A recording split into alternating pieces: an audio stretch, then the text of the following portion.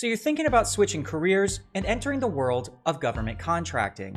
Maybe you're about to enlist in the military and you have no idea which AFSC to choose. Maybe you're already in uniform and just can't stomach one more swing shift. Or maybe you're a civilian who heard that acquisitions pays well, has normal hours, and might finally give your 401k the attention it deserves. Or perhaps it could even be that you simply want to understand what those people over in the contracting office actually do all day. If any of that sounds like you, then you've clicked on the perfect video, because today I'm breaking all that down.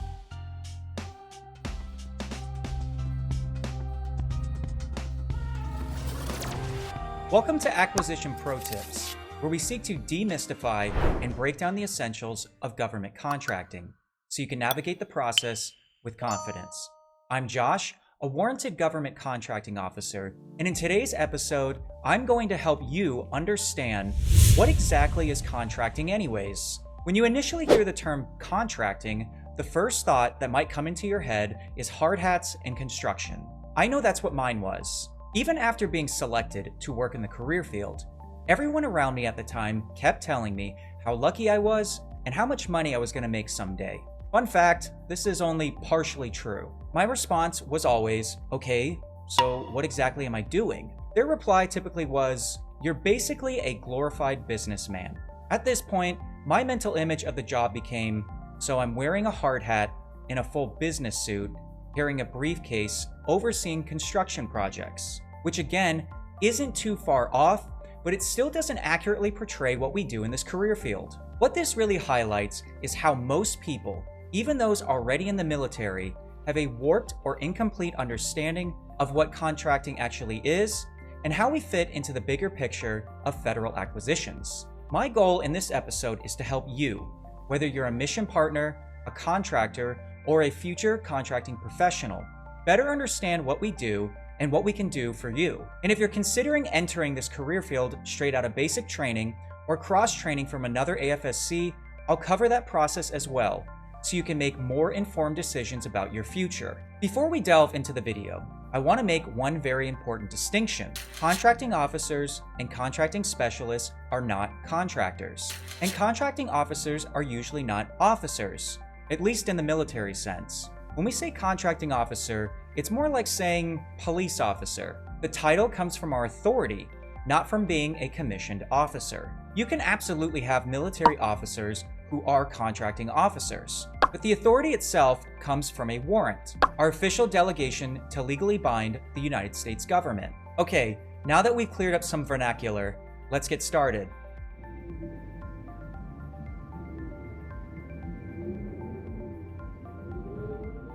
Federal contracting is the process the U.S. government uses to buy goods and services from private industry under strict legal and ethical rules. Contracting professionals, whether we are enlisted, military officers, or civilians, are the gatekeepers of taxpayers' money. Our mission is to spend and protect that money while making sure the installation has what it needs to operate, fight, and win. We purchase things like commodities. We execute service contracts using O&M and procurement funds. We oversee construction projects, including MilCon. And sometimes we even handle research and development acquisitions. Contracting professionals are mission-focused business advisors who guide customers through how to purchase their requirements legally, efficiently, and strategically. This is why so many contract specialists and contracting officers pursue advanced degrees. The job demands it. Let's also talk about what contracting is not. We are not finance. We are not resource advisors. We are not legal. We are not civilian engineers. And we are not logisticians. But because we work across all of these functional areas, we usually know enough to help provide guidance and connect the dots. Contracting is inherently cross-functional, and we sit at the intersection of many mission elements.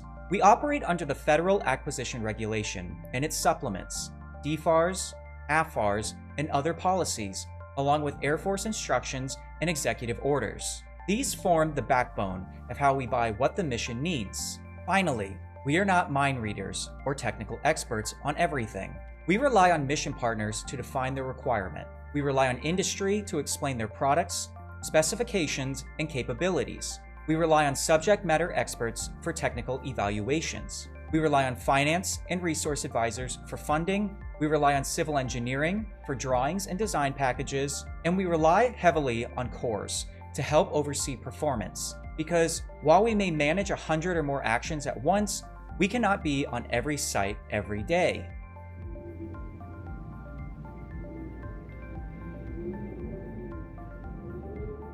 The core functions of a 6 Charlie 0 X-ray 1, a 64P X-ray, or an 1102 are administrative, analytical, and legally bound. At the beginning of every acquisition, we help refine the requirement, shape the salient characteristics, conduct market research, and gather the documentation needed to build a defensible contract file. Every contract must be supported by a complete administrative record. This file contains the requirement description, market research, the IGCE, evaluation statements, negotiation documentation, and more. This responsibility is typically managed by the contracting specialist, sometimes called the contract administrator or contracts manager. Although this is the entry point into the career field, it is foundational. A contracting officer cannot function effectively without skilled contract specialists maintaining accurate files and handling communication with customers and vendors. The contracting officer is the individual with actual authority to legally bind the government. COs award contracts, modify them, terminate them, close them out,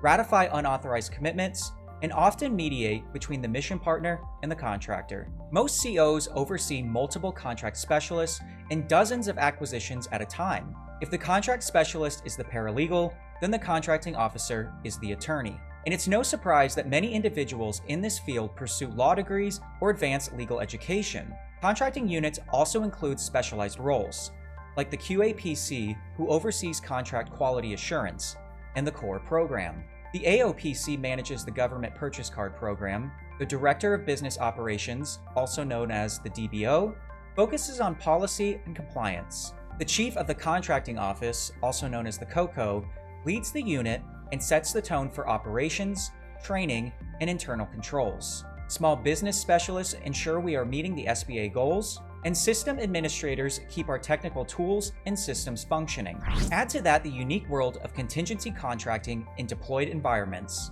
and you begin to see just how broad and diverse the contracting career field really is.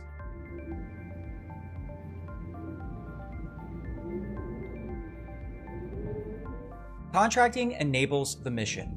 Nearly everything the Air Force does requires purchased goods and services. We make that happen legally, efficiently, and responsibly. Contracting ensures the installation has aircraft parts, IT systems, construction projects, facility repairs, runway maintenance, HVAC servicing, custodial contracts, and countless other requirements that directly impact readiness and quality of life. We support emergency purchases, natural disasters, humanitarian missions, and contingency environments when speed and accuracy are critical. We also protect the government from fraud, waste, and abuse, and poor business decisions by enforcing competition, analyzing pricing, documenting our rationale, and negotiating in the taxpayer's best interest. Contracting promotes small business participation, fosters innovation, and ensures the installation receives the right solution at the right time at the right price. If the mission needs it, we buy it. And when we do our job well,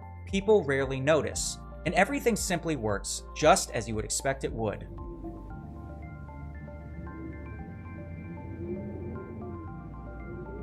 Mission partners succeed faster when they are involved with contracting early. Most delays happen because requirements are unclear, incomplete, or submitted way too late. When customers collaborate with contracting from the beginning, we can help shape the acquisition strategy, build realistic timelines, conduct effective market research, and identify the necessary documents. A well-built PWS, a solid IGCE, and early SME involvement prevent misunderstandings and save valuable time. If you're unfamiliar with those terms I just mentioned, I have videos on each topic available on my channel.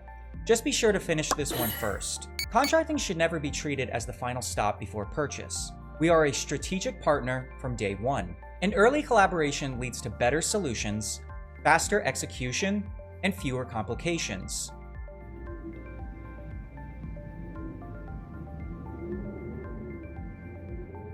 There are three primary entry points in federal contracting: enlisted, 6 Charlie, 0 X-ray 1, officer, 64 Papa, X-ray, and civilian, 1102. Enlisted members can enter the career field through recruiting or by cross-training. The job requires strong communication skills, attention to detail, and the ability to learn legal and business concepts. After basic training, new airmen attend Contracting Technical School at Lackland Air Force Base, where they learn FAR fundamentals, market research, some negotiation techniques, and contract writing systems before heading to an operational contracting squadron. Officers enter the career field, typically arriving from the commissioning source directly into a squadron.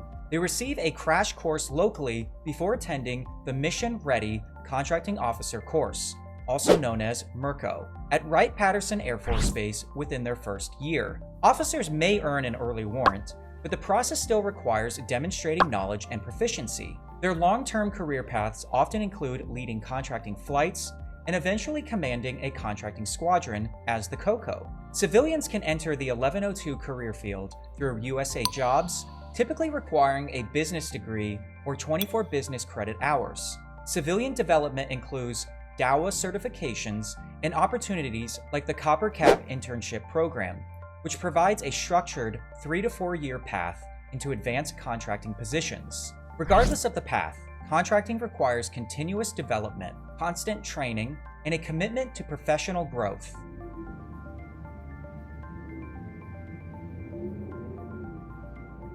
For current airmen exploring the option to retrain into contracting, the process begins by understanding your eligibility window. First-term airmen usually have an 8-month retraining window, while career airmen can usually apply during their normal cycles or when the AFSC is undermanned. Once eligible, contact your local contracting squadron to express your interest. You'll be directed to the appropriate point of contact, usually the senior enlisted leader, who will arrange a shadowing opportunity. This gives you first-hand exposure to the career field and allows the squadron to get a sense of whether you're a good fit. Following the shadowing period, you'll meet with a panel of contracting officers who may ask about your background, experience, education, and your understanding of contracting principles. They may also present a simple scenario to evaluate your critical thinking skills. If recommended, you'll meet with the SEL for a final review. After endorsements and record checks, your package is forwarded to the 6 Charlie 0 X-ray 1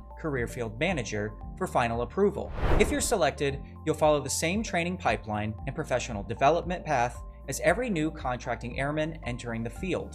And from there, your journey really begins, learning the craft, supporting the mission, and growing into a trusted business advisor for your installation. By this point, whether you're considering cross-training, joining straight out of basic, or simply trying to understand who we are and how we fit into the bigger picture, you should now have a clear sense of what contracting brings to the fight. I hope after watching this video, you have a much better understanding of what contracting does and who we are not. If you're interested in joining this rewarding career field and you have more unanswered questions, please leave a comment in the comment section of this video and I'll be more than happy to respond. If you found this video useful and you want to support the channel, please like this video, subscribe, and hit the notification bell so you never miss another acquisition pro tip.